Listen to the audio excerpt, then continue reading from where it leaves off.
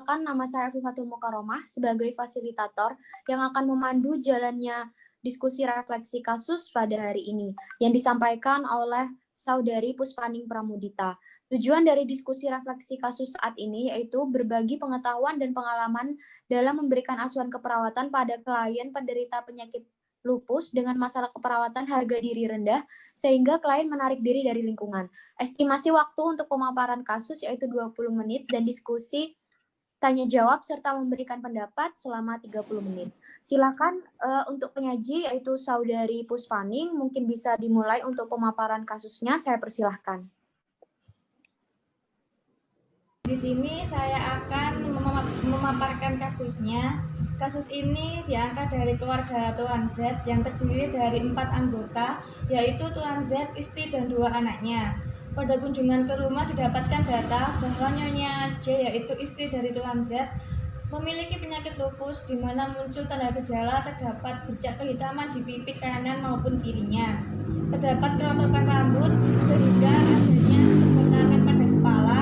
Dengan kondisi seperti ini membuat Nyonya J tidak mau berinteraksi dengan lingkungan di sekitarnya. Karena malu dan takut diejek, dulu sebelum memiliki penyakit lupus, Nyonya J sangat aktif dalam kegiatan masyarakat dan dikenal sebagai orang yang cantik, pintar, dan ramah. Kata Tuan Z, semakin parah dampak penyakitnya, Nyonya J semakin menarik diri dari lingkungannya.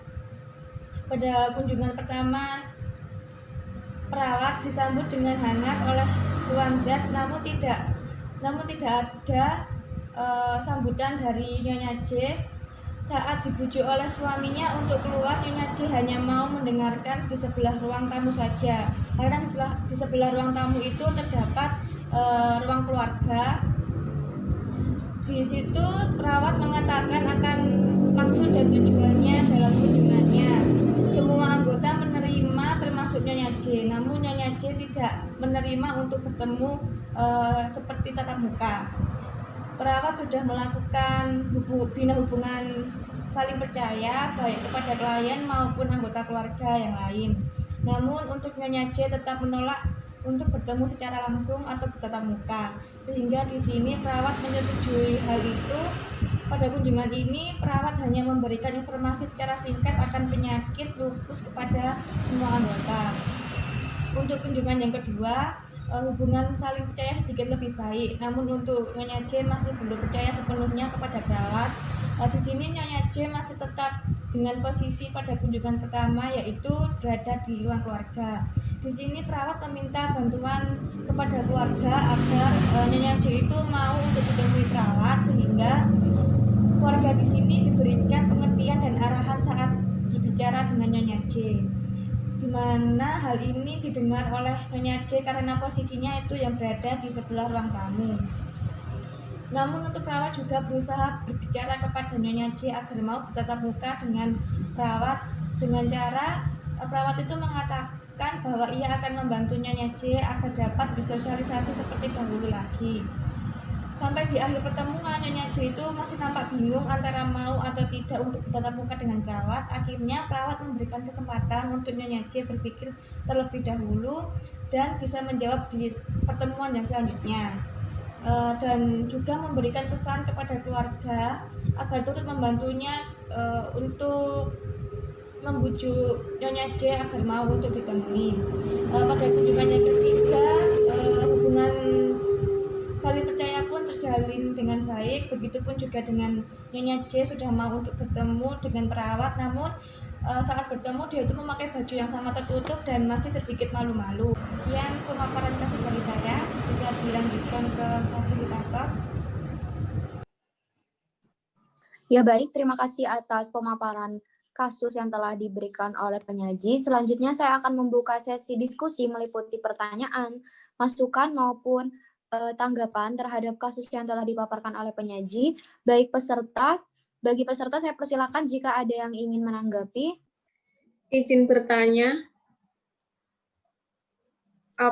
Silakan. Apa tindakan selanjutnya yang akan diberikan kepada klien? Terima kasih. Iya, di sini saya langsung menanggapi saja. Tindakan selanjutnya yang akan dilakukan adalah pemikiran klien bahwa tidak ada orang yang akan mengejeknya karena kondisinya sekarang.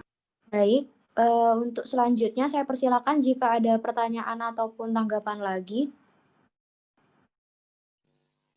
Izin masuk. Nggih, silahkan. Terima kasih sebelumnya untuk sarannya sangat bagus sekali. Saran tersebut bisa menjadi pertimbangan bagi kami untuk diberikan kepada klien. Baik, jika tidak ada masukan ataupun pertanyaan untuk diklarifikasi, sebelum saya akhiri diskusi refleksi kasus pada hari ini, saya ingin menanyakan terkait poin penting atau kesimpulan yang dapat kita ambil dari hasil diskusi pada hari ini.